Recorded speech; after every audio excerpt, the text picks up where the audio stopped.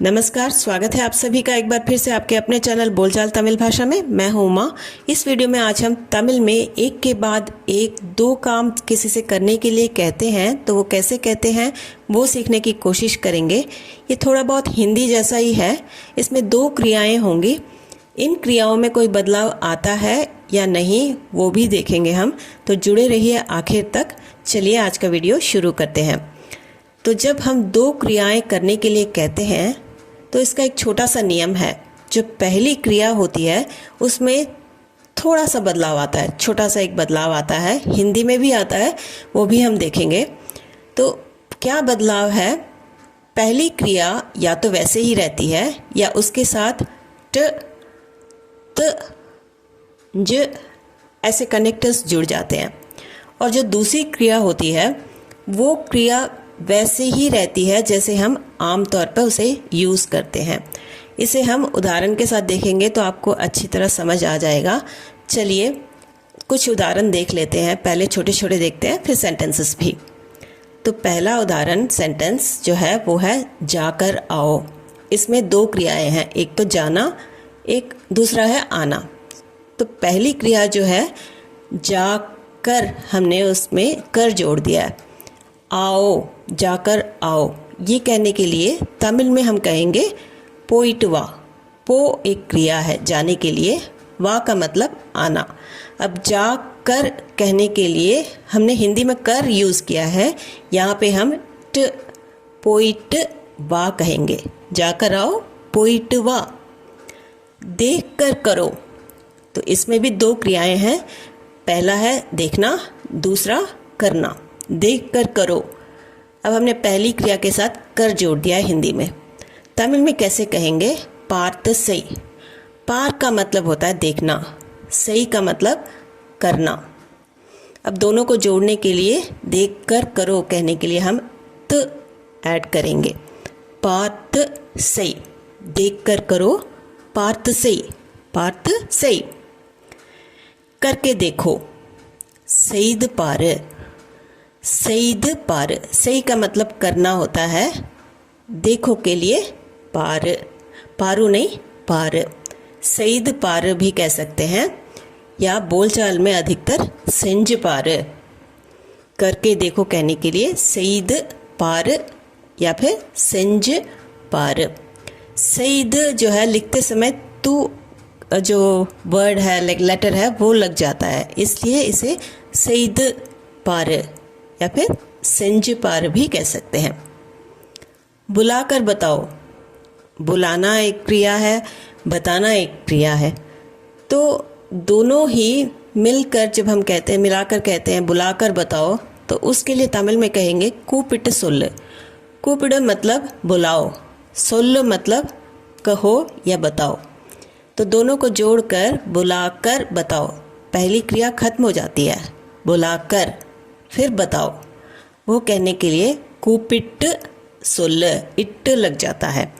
तो बुलाकर बताओ, कूपिट सोल्ल। बैठ कर खाओ, उटकार्ंद सापड़। उटकार का मतलब होता है बैठो, सापड़ का मतलब होता है खाओ।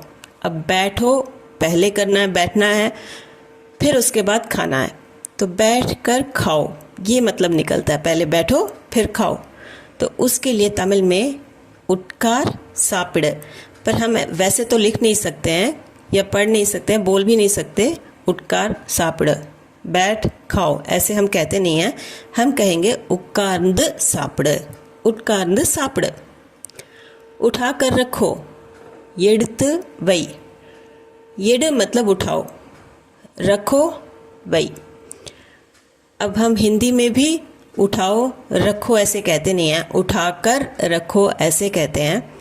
तो वैसे ही येड़ वई नहीं कहेंगे, येड़त वई, इत लग जाता है उसमें, त। येड़त मतलब उठाकर, वई के लिए रखो, उठाकर रखो, येड़त वई, येड़त वई। उठाकर रखो, येड़त वई। जाकर देखो, पोई पार। पो मतलब जाना, देखो के लिए पार। आपने देखा होगा कि जो दूसरी क्रिया है, जैसे हम सामान्य तौर पर कहते हैं देखो पार, वैसे ही रहती है। पहली क्रिया में थोड़ा सा बदलाव आ रहा है। जाकर देखो, पोई पार, पो का मतलब जाना, पार का मतलब देखो। अब जाकर के लिए पोई कहना बहुत है, पोई पार। वैसे ही दौड़ कर आओ के लिए ओडी वाह, ओड का मतलब होता है दौड़ो, वाह आओ के लिए कहते हैं। दौड़ कर आओ के लिए कहेंगे ओडी वाह, ओड वाह अलग अलग नहीं कहेंगे, ओडी वाह दौड़ कर आओ। यहाँ पर हमने त ऐसा कुछ नहीं लगाया है, बस सिर्फ ओडी वाह कहा है। दौड़ कर आओ ओडी वाह। डब्बा खोल कर देखो। अब हम थोड़ा सा लंबा सेंटेंस देख लेते हैं। डब्बा खोल कर देखो। डब्बा तिरंद पार। डब्बा वैसे ही हमने रख लिया है। हम जब तमिल में बोलते हैं तो डब्बा कह लेते हैं। डब्बा तेरा मतलब खोलो, पार मतलब देखो। अब खोल कर देखो, खोल कर, पहले खोलो फिर देखो। खोल कर देखो कहने के लिए कहेंगे तिरंद पार, तिरंद पार। डब्बा तिरंद पार। यहाँ रख कर जाओ, इंगे वच्चिट पो। कोई चीज़ ला रहा है कोई, तो हम कह देते हैं कि यहाँ रख कर जाओ। उसके लिए इंगे वच्चिट पो, इंगा मतलब यहाँ, वही मतलब रखो, और पो का मतलब होता है जाओ। अब वही पो तो कहेंगे नहीं, रख जाओ ऐसे हिंदी में भी हम नहीं कहते। इसके लिए हम हिंदी में कहते हैं यहाँ रख कर जाओ। तमिल में कहेंगे इंगे वच्चिट पो, वही का मतलब रखो, पो का मतलब जाओ। रख कर जाओ के लिए वच्चिट पो, यहाँ रख कर जाओ इंगे वच्चिट पो। हाथ धोकर खाना खाओ, कई गलत कழுविट सापड़। कई मतलब हाथ होता है। जब हम बहुवचन में कहते हैं दोनों हाथों को, उसके लिए कई गल मतलब दोनों हाथों के लिए। प्लूरल में कई गल हो जाता है। हाथों को कहने के लिए कई गल। कलव मतलब धो, सापड़ मतलब खाओ। धोकर खाना खाओ, कलवीट सापड़। खाना खाओ के लिए एक ही शब्द है सापड़। कई गलत हाथों को कलवीट, धोकर सापड़ खाओ। धोकर खाओ के लिए कलवीट सापड़। कई गलत कलवीट सापड़, कई गलत कलवीट सापड़। खाना बना कर जाओ, समचिट पो। समय के अर्थ मतलब होता है खाना बनाना। समय का मतलब हिंदी वाला समय नहीं है, ये समय का मतलब होता है खाना बनाओ। समचिट पो, खाना बनाओ के लिए समय, जाओ के लिए पो। अब खाना बना कर जाओ ये कहने के लिए हम कहेंगे, ये ट लग जाता है पहली क्रिया में। समचिट पो, पहले खाना बनाओ, फिर दूसरी क्रिया जाओ। समचिट पो, समचिट पो। एग्ज़ाम में सोच कर लिखो। एग्ज़ाम ला योसिच एഴുത്। एग्ज़ाम में कहने के लिए हम कहेंगे एग्ज़ाम ला। ये ला ल ऐसा कुछ नहीं है। ये जो विसर्ग लगा है ल के बाद, इसे आपको हल्का से अ जैसा प्रोनाउंस करना। एग्ज़ाम ला, एग्ज़ाम ला। योसी मतलब सोचो, एഴുത് मतलब लिखो। सोच कर लिखो ये कहने के लिए हम कहेंगे योसिच एഴുത്। वैसे लिखित में योसित एഴുது होता है, पर बोलते समय हम कहते हैं एग्ज़ाम ला योसिच एഴുது, एग्ज़ाम ला योसिच एഴുது। दूध उबाल कर ठंडा करो। दूध के लिए पाल कहते हैं। पाल का मतलब होता है दूध। कोदी मतलब उबाल होता है। कोदिक वच्चे, उबाल कर। ये कोदी जो है उसे अकेला हम यूज़ नहीं करते, कोदिक वही कहते हैं उबालो कहने के लिए। तो वही जो है उसमें बदलाव आएगा। वच्च, वैत जो है वच्च बोलचाल में हो जाता है। दूध उबाल कर कहने के लिए पाल कोदिक वच्च, कोदिक वैत। आरद मतलब ठंडा होना। आरवई ठंडा करो, ठंडा करो कहने के लिए आरवई। तो यहाँ पर आपने देखा होगा कि उबालने के लिए कोदिक वई, वई में बदलाव आ रहा है। वैसे ही ठंडा करो कहने के लिए आरवई। पाल कोदिक वैत आरवई। पाल कोदिक वच्च आरवई। वैत जो है वो बोलचाल में वच्च में बदल जाता है। पाल कोदिक वच्च आरवई। सब्जियां धोकर काटो। काईगरी कழுविட்டு வெட்டு। काई का मतलब होता है सब्जी। काईगरी जो है वो जनरल टर्म है सब्जियों के लिए। काईगरी। कழுव मतलब धो। वेट का मतलब होता है काटो। अब धो काटो ऐसा तो हम हिंदी में भी नहीं कहते, धोकर काटो। उसके लिए काईगरी कழுवीट वेट ट लग जाता है। कழுवीट वेट पहली क्रिया के साथ ट लगा दिया हमने यहाँ पे। काईगरी कழுवीट वेट। फल धोकर खाओ। पழம் கழுவிட்டு சாப்பிடு। पழம் का मतलब होता है फल। कழுव मतलब धोना। सापिड़ खाओ। फल धोकर कहने के लिए कழுविट सापिड़ खाओ। दूसरी क्रिया वैसे ही रहती है, पहली क्रिया के साथ ट लगा दिया है। पழம் कழுविட்டு சாப்பிடு। पழம் कழுविட்டு சாப்பிடு। गाड़ी लेकर जाओ।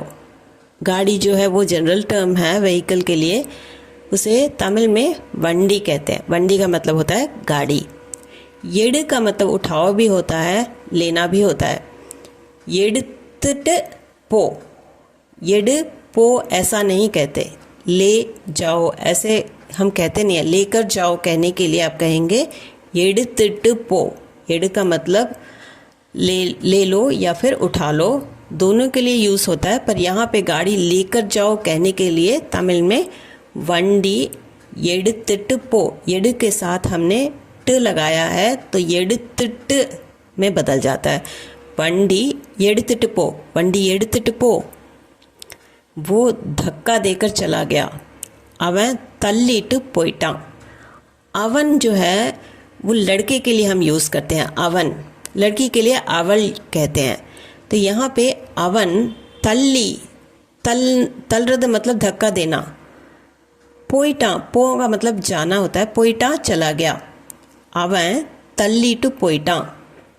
यहाँ पे अवन तल्लिट्टु पोइटान लिखित में होता है, बोलचाल में अवन तल्लिट्टु पोइटान जो ना है वो सुनाई नहीं देता। अवन तल्लिट्टु पोइटान। वो खेल कर आ गई। अब यहाँ पे हम लड़की के बारे में बात कर रहे हैं। तो पिछले सेंटेंस में हमने लड़के के बारे में बोला था अवन, अब लड़की के बारे में बोल रहे हैं। तो अवल विளையாடிட்டு வந்துட்டா। अवल का मतलब यहाँ पे लड़की के बारे में वो। विளையாடு मतलब खेलना होता है। विளையாடிட்டு खेल कर। वा का मतलब आना। வந்துட்டா आ गई। வந்துட்டாल ऐसे ही लिखा जाता है पर बोलचाल में வந்துட்டா। लड़का हो तो அவன் விளையாடிட்டு வந்துட்டான்। लड़की के लिए அவ விளையாடிட்டு வந்துட்டா। तो इस वीडियो में बस इतना ही। उम्मीद है कि आपको ये वीडियो यूज़फुल रही होगी। और इस वीडियो के संबंध में आपके मन में अगर कोई संदेह या प्रश्न हो तो कमेंट सेक्शन में ज़रूर कमेंट करके बताइएगा। और अगर आप हमारे चैनल पर नए हैं तो सब्सक्राइब बटन दबाकर ज़रूर चैनल को सब्सक्राइब कर लीजिए। ये वीडियो पसंद आया हो तो ज़रूर लाइक बटन भी दबा दीजिए और ज़्यादा से ज़्यादा शेयर कीजिएगा। किसी को अगर तमिल सीखनी हो या कोई तमिलनाडु में नया आया हो, किसी को तमिल में इंटरेस्ट हो तो उन तक ज़रूर पहुंचा दीजिए। तो मिलते हैं एक और वीडियो में, तब तक के लिए बाय और थैंक्स फॉर वॉचिंग।